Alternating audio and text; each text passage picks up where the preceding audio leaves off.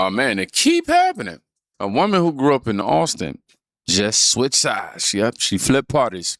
Not because of any headline either. She flipped because she started walking the same street she used to ignore and decided she couldn't keep defending what she was looking at. And, this video is her footage. And then 5 more, that refuse to keep making the same excuses. So no filters.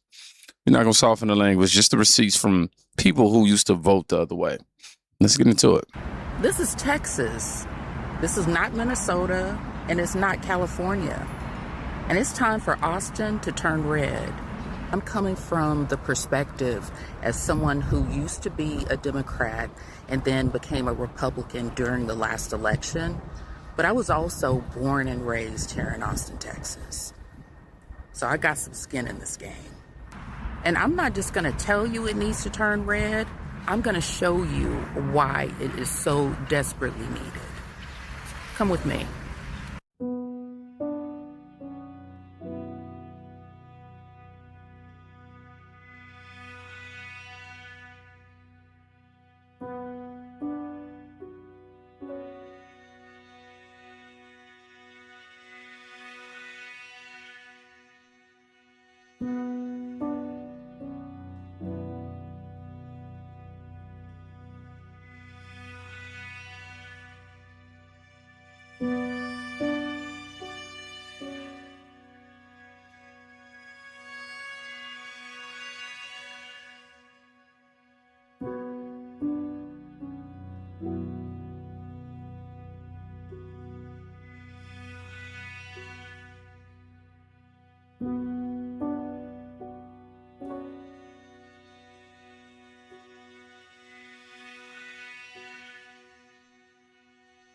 I refuse to sit back and watch Austin turn into Los Angeles. If you look at this video, it's almost as if something sinister has happened. I mean, look at the sidewalks, look at the graffiti. This is not something anybody wants to be walking past or even driving past, but look what's happened to a major city in America. And you know what it reminds me of? It looks just like California. I mean, California is worse, but I mean, this is pretty bad. Just people lounging, doing nothing all day, most likely just collecting benefits. But what is going on here? If we look at the comments, it looks like Texas don't claim Austin anymore. It's sad, but it's true. I agree. I moved here from California, and Austin reminds me of the reasons why we left California. Vote red. People want to vote red, vote red. I'll never understand why people keep screaming to turn Texas blue. Because if you turn Texas blue, this is what you get. You get this kind of California-esque hellscape of it. It's like zombies walking around, littering, graffiti. And I mean, nobody would ever want to walk down this sidewalk. I mean, it really is just kind of gross.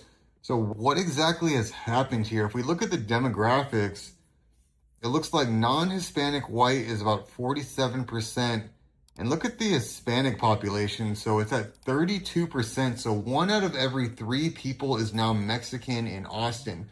So it seems like that has been rising. And that's kind of what happened to Los Angeles and California in general. White population declined, Mexicans just exploded. And now you kind of just have this like food vendors on every sidewalk. Everything just kind of starts looking like a slum. I mean, there might be some correlation with the demographic shift and then what you get here. Okay, so y'all listen to how calm she was. That's the part that really hits. She wasn't like screaming. She's not pointing, well, she's actually pointing in my opinion. Yeah, she's pointing. Tents, trash, people living in the middle of the city that spent over $1 billion trying to solve the exact problem. This exact problem. The same people who lecture the rest of the country about compassion all the time somehow keep producing more visible suffering in cities that control the longest. She lived it. She voted for it. Then she walked it. That's why the party switch wasn't emotional for her. It was just observational. Now, from the streets of Austin to something that should have never needed a camera phone. I cannot fucking believe that I just passed by and saw these damn kids in the black neighborhood kick a duck so hard that she died. And now the baby Douglas is left without their mother. When you go to these white neighborhoods and Spanish neighborhoods, their children, they nurture those animals when they see them ducks and dogs and whatever. But not in the black fucking neighborhood. In some of the black neighborhoods, y'all kids are so fucking vicious. And you teach them no fucking morals or nothing. Then you wonder why every fucking nation hates when black people move in their fucking neighborhood. Black people need to be fucking better. In some of our neighborhoods, we're dirty and we're fucking up the neighborhood and throwing trash and we're vicious and we're angry and we're destroying it and we're hurting animals and shit. Then you have nerve to say, I cannot fucking believe. So this woman is no stranger to the channel. She's in her car crying and furious because she watched kids stump a mother duck. She's not talking about the system this time. She's talking about the houses those kids walked out of that morning. You know, the part that, usual voices never want to sit with is simple. When children can do that in public and the adults around them, act surprised, the problem didn't start on the sidewalk. It started years earlier when nobody corrected the first 10 things those kids did wrong. That's just what it is. She said the quiet thing with her whole chest. Nobody wants that energy near the house, including me. And she's right, to be tired of sitting here trying to pretend otherwise. Now, I want you to take the same lack of, preparation and stretch it across an entire generation. Why is that not a state of emergency in the black community? Why do we have more people that are concerned about a police shooting than they are about the fact that 70% of your children are not prepared for the future?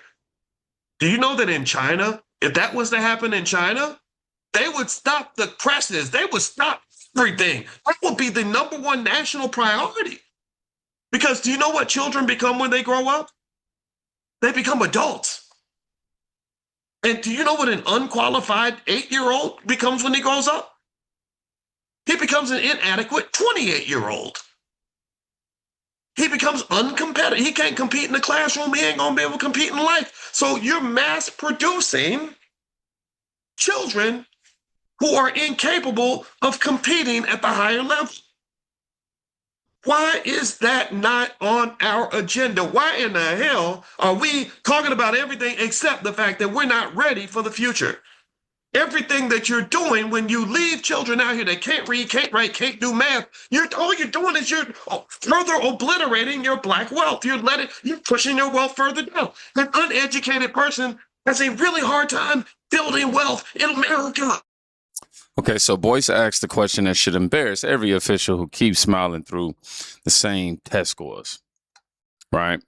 If Chinese leadership saw this level of unprepared children, the entire system would stop and treat it like a national crisis.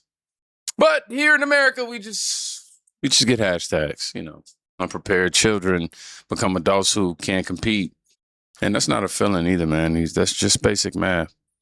And the longer we keep lowering the bar so nobody feels bad, the wider the gap gets. He's not asking for sympathy here. He just asking, why do we keep acting like this is normal? So if the results are this consistent, why is the one tool that gives parents an exit suddenly gets treated like a threat? Like, why? Let parents decide where to send their children to school. And for that, I was castigated. That's a no-brainer. And they said it was a racist thing. But they called you a racist. Oh, yeah. They said I was a white supremacist. They said I was a white supremacist for that. It's nonsense. We have examples of people, low-income people, for example, who want to send their children to a private school, but they don't have the means. And so the best thing that they could do was to have them go stay with Aunt so-and-so, who is in a better public school system. And then the kids would lie and say that, this is where they live so that they can go to this public school instead of the failing public school where they really live. And so we turned parents into liars. And then they say this is all for rich people. No, I remember I had one woman from public housing who said to me, she had talked to the previous Democrat governor, and he said, well, whatever money we give you, it wouldn't be enough anyway for you to go to a private school. And she said, give me the money. Let me figure out where the rest will come from. If I have to work 2 or 3 jobs, this is what I want for my child. So, and we have like this one, I'm thinking about this one private school that's in the public housing community. And the kids walk from public housing right across this beautiful private school that was not built with taxpayer money, but from donors who wanted to see change. And the kids are thriving. They're doing so well. Okay, so Winsome is a Black immigrant, I'm learning, a Marine, and a mother. She's not confused about what failing schools do to kids who don't have a second option. You know, the people who already have money move. I'm just saying. The people who already have connections transfer. But the second a mother in a zip code with a bad, with a, how do I say, a bad report, scores wants the same type of freedom, it becomes a racial issue. And that's not protection. That's control dressed up as concern. Parents don't need another lecture. They need the ability to leave a building that is failing their children in real time. And while we're on the subject of what people claim will finally fix everything. 40 acres and a mule, we're past that now, y'all. It's 2026. We need cash. We need our reparations in cash. No, we're not giving it to the government to do nothing with the programs or nothing like that. Like one of these senators, I forgot what, I think it was the senator of South Carolina, he was out here saying, oh, we need to give, the only way we can do reparations is by giving it to the counties, and then we're going to distribute. No, we're not playing with y'all, because we already know that y'all, we're not playing with that no more. We want our reparations directly. We want it directly in our accounts. Okay, $500K each. We're not doing the fucking 40 acres and a mule. We need our cash in our land. We need the 40 acres in cash. You know what I'm saying? And the cash. We need both. She said we need both. All right, so she looked at the new number, $500,000 plus land, and said it still wouldn't be enough. Not because she's cold, because she's watched the same cycle before, right? Money without structure, without discipline, without a different set of habits doesn't become generational wealth. It becomes a weekend, a wardrobe, another complaint 12 months later. It'll never stop is the point. You know, the graphics behind her aren't feelings, they're budget numbers. And numbers don't care which party you vote for. Y'all, last one, no charge, no speeches. Just a person who saw the footage and just refused to clap. When you're Black, you're never really lonely because there will always be a white person all up in your business. And when you're white, you're never really lonely because there's always going to be a Black person trying to be a victim somewhere. You and I both watched that. Didn't see anybody doing anything. First of all, the girls had a concert. Everybody's recording. You decide to record yourself, and then you realize that there's people behind you. But you didn't care about the Black people behind you. You cared about the white person behind you. Why? Why? Why did you have to use the sound? Because you're racist. You're smiling because you're racist. You think this is funny because you're racist.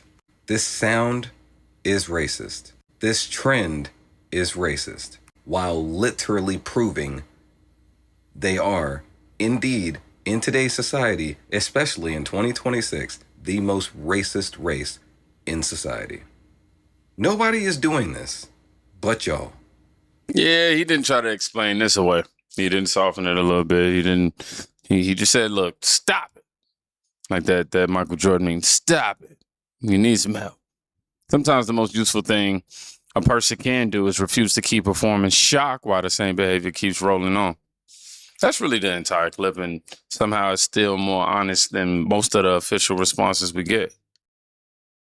So You just watched the woman walk away from the party she grew up in because the street stopped matching the speeches.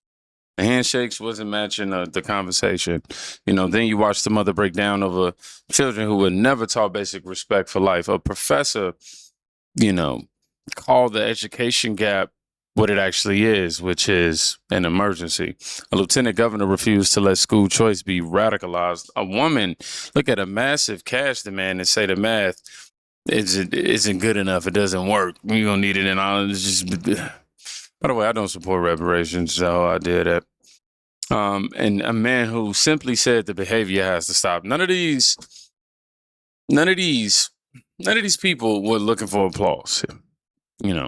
They were looking at the results. The cities with the longest one-party control keep producing the same visible failures. The low test scores, the excuses to stay creative, and the people who point at the actual outcome gets treated like the problem. That's a refusal to measure anything by what it actually produces. You need courage to look at the fruit and stop calling it something else. So, if you made it to the end of this video, I want you to write the word fruit. That way I know you actually sat through the whole thing. And we're going to go with Matthew 7:16. You will recognize them by their fruits. Be safe. Go check on somebody today. You can quite literally be saving their life. Peace.